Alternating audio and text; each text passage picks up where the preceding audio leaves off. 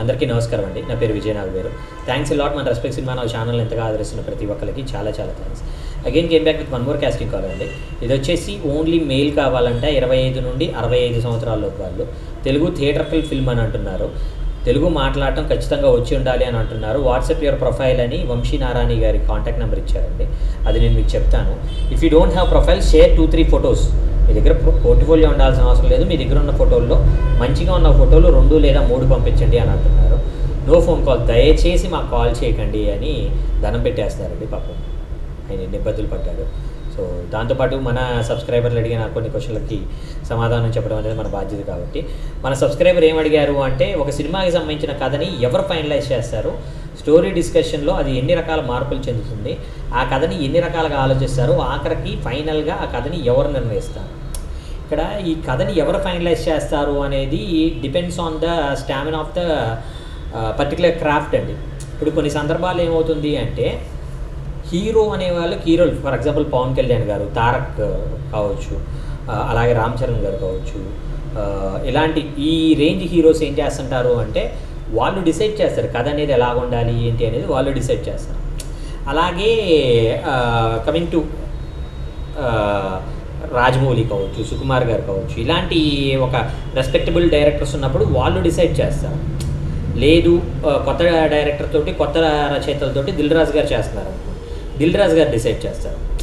లేదు అసలు ఆ సినిమాకి ప్రాణం పోసేదే సినిమాటోగ్రఫీ కాబట్టి, ఆ కథకి ప్రాణం పోసేది సినిమాటోగ్రఫీ అనుకుని దానికి పిసి శ్రీరామ్ లాంటి ఒక రెస్పెక్టబుల్ ఏమంటారు సినిమాటోగ్రఫర్ని పిలుచుకున్నారు అనుకుందాం. అప్పుడు ఆయన డిసైడ్ చేస్తారు ఎలా కథ ఉండాలి అని. కొన్ని సందర్భాల్లో ఒక టాప్ మోస్ట్ ఎడిటర్ ఎవరైతే ఉన్నారో, ఆ టాప్ మోస్ట్ ఎడిటర్ అనే ఆయన మొత్తం ఎడిటింగ్ మ్యాజిక్ మీద జరిగే ఒక కథ అనుకోండి, అప్పుడు ఆయన ఎలా కథని ఇది చేసుకుంటే బాగుంటుంది అనేది ఎడిటర్ డిసైడ్ చేస్తారు. అంటే by the end of the session నేను ఇక్కడ మీకు చెప్పేది ఏంటి అంటే, ఎవరికైతే ఎక్కువ బలం ఉందో వాళ్ళు మాత్రమే డిసైడ్ చేస్తారు. సో నెక్స్ట్ క్వశ్చన్ వచ్చేసి, స్టోరీ డిస్కషన్స్లో అది ఎన్ని రకాల మార్పులు జరుగుతుందండి. ఎన్ని మార్పులు అంటే, హీరో గారికి ఇప్పుడు నేను అదే మీకు చెప్తున్నాను. చాలా సందర్భాల్లో నేను కథ చెప్పే విధానం అనేది చాలా రైటర్ల కన్నా కూడా చాలా భిన్నంగా ఉంటుంది. నేను చెప్పేది ఎలా ఉంటుందంటే, హీరో కథ చెప్పేటప్పుడు ఏంటి అంటే, హీరో గారికి బ్రెయిన్లో పెట్టుకొని మొత్తం హీరో ఓరియంటెడ్గా చెప్పేస్తాను. హీరోయిన్ కథ చెప్పేటప్పుడు హీరోయిన్ ఓరియంటెడ్గా చెప్పేస్తాను. ప్రొడ్యూసర్ కథ చెప్పేటప్పుడు బడ్జెట్ ఓరియంటెడ్గా చెప్తాను. సినిమాటోగ్రఫర్ కథ చెప్పేటప్పుడు కెమెరా యాంగిల్స్ ఇదిలో కథ చెప్తాను. అలాగే ఆర్ట్ డైరెక్టర్ చెప్పేటప్పుడు నాకు ఎక్కడెక్కడ ఎలాంటి ఆర్ట్ వర్క్ కావాలి అనేది అందులో ప్రస్ఫుటంగా పిన్ చేస్తూ నేను ఆర్ట్ డైరెక్టర్ కథ చెప్తాను. సో ఇందులో కొన్ని సందర్భాల్లో అంటే, ఇప్పుడు నేనేమంటున్నాను, బలం ఉన్న వాళ్ళు అని చెప్పాను కదా, ఆ బలం ఉన్న వాళ్ళు ఏం చేస్తారంటే కొన్ని చేంజెస్ చెప్పే పాసిబిలిటీస్ అనేవి ఉన్నాయి. ఆ పాసిబిలిటీస్ అనేవి మనం తీసుకుంటామా లేదా అనేది ఒకటి ఉంటుంది. రెండు ఏంటంటే, మనం తీసుకోలేనప్పుడు వాళ్ళని తీసేయడం అనేది ఒకటి ఉంటుంది. ఇప్పుడు కొన్ని సందర్భాలు ఏంటంటే, లేదంటే అది తీసేయడానికి సిద్ధంగా లేని డైరెక్టర్ని తీసేసే ఒక పాసిబిలిటీ కూడా ఉంటుంది. సో ఏదైనా జరగవచ్చు. కాబట్టి ఎప్పుడైనా కానీ మనం ప్రతిదాన్ని యాక్సెప్ట్ చేయడం అనేది తెలిసి ఉండాలి. యాక్సెప్ట్ చేయకపోతే ఏమవుతుంది అంటే, అది చాలా రకాల మారుతూ ఉంటాయి.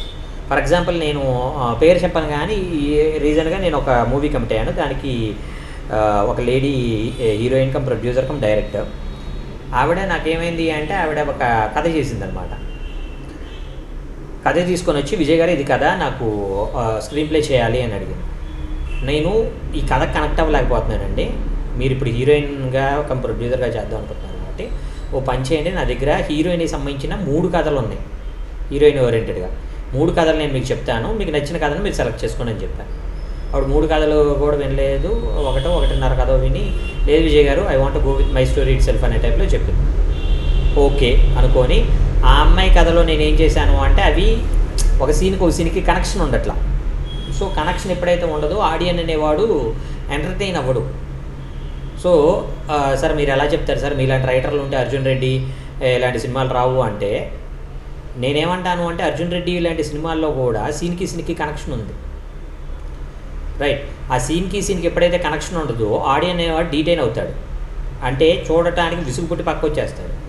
సో అలాంటి ఒక పర్టికులర్ సినారియోలో నీ సినిమా అనేది డిజాస్టర్ అవుతుంది. పైగా ఇప్పుడు ఎంత గొప్ప సినిమా అయినా 100 కోట్లు సంపాదించే సినిమా అయినా కానీ 1 వీకే ఉంటుంది థియేటర్లో.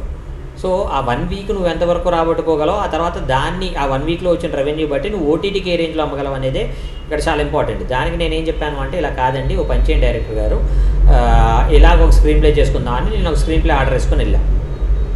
ఆవిడ ఏం చేసింది అంటే, నాకు ఈ స్క్రీన్ ప్లే ఆర్డర్ నచ్చలేదు సార్, నేను చేసిన స్క్రీన్ ప్లే అద్భుతం అంది. డన్, ఓకే, మీకు తగ్గట్టే చేద్దాం. ఆ తర్వాత ఆవిడ ఫస్ట్ హాఫ్ చేసుకొని వచ్చిన తర్వాత సెకండ్ హాఫ్ విజయ్ గారు మీరు ఆలోచించండి. నేను చేయనండి, ఎందుకంటే మీరు ఒక ఫ్లోలో ఉన్నారు. ఇప్పుడు దాన్ని నేను డిస్టర్బ్ చేస్తే మళ్ళీ మీరు ఏమంటారు, లేదు విజయ్ గారు just do what ever I say అనే టైప్లో మీరు అంటారు. సో ఎందుకు వచ్చింది, అదేదో మీరే చేసుకురండి, దాన్ని నేను ఇంకా బెటర్గా ఏం చేయగలను ఆలోచించి నేను ఇది బెస్ట్ ఇచ్చే ఒక ప్రయత్నం అయితే నేను తప్పకుండా చేస్తానని చెప్పాను. Somewhere about 11 days or 12 days అయింది, షిడింగ్. సో అదే నేను చెప్తాను, నేనేమంటాను అంటే మేబీ ఆవిడ ఇంకా స్క్రీన్ ప్లే చేస్తూ ఉందో, లేదంటే వేరే వర్క్స్ తోటి బిజీగా ఉందో, ఏమైందో మనకు తెలియదు. సో నేను అదే మీకు చెప్తాను, ఇక్కడ మెయిన్గా కథని ఎవరు డిసైడ్ చేస్తారు అనేది అక్కడ ఉండే బలవంతుడు ఎవరైతే ఉన్నాడో వాళ్ళు డిసైడ్ చేస్తారు. సో ఆ కథని ఎన్ని రకాలుగా ఆలోచిస్తారు, ఎన్ని రకాలుగానే ఆలోచించవచ్చు. ఇప్పుడు హీరోయిన్కి నత్తి అని మనం అనుకున్నాం, కాసేపటి తర్వాత హీరోయిన్కి కాదు హీరోకి నత్తి అని అనుకుందాం, లేదు ఏమంటారు హీరోయిన్కి చెవుడు అని అనుకున్నాం, లేదు హీరోకి చెవుడు అని అనుకుందాం. ఎలాగైనా మార్చుకోవచ్చు. ఫైనల్గా మా గురువుగారు చెప్పినట్లు ఏంటి అంటే, సినిమా అనేది తెర మీద పడేంత వరకు కూడా అది మన చేతుల్లో ఉన్నది, అప్పటి వరకు ఎన్ని మార్పులు చేర్పులైనా చేసుకోవచ్చు. కాబట్టి అలాంటి మార్పులు చేర్పులు చేసుకునేది ఎందుకు అంటే, ఫైనల్గా సినిమా అనేది బాగా రావడానికి అనేది నేను బలంగా నమ్ముతాను. సో ఫైనల్గా ఆ కథను ఎవరు నిర్ణయిస్తారనే ప్రశ్నకు ఆల్రెడీ సమాధానం చెప్పేశాను. సో అర్థమైంది అనుకుంటున్నాను. మీకు ఇంకా ఇలాంటి డౌట్స్ కానీ క్వశ్చన్స్ కానీ క్వైరీస్ కానీ ఉన్నట్లయితే తప్పకుండా కమెంట్ రూపంలో అడిగే ప్రయత్నించండి. ప్రతి ప్రశ్నకి సమాధానం చెప్పడం జరుగుతుంది.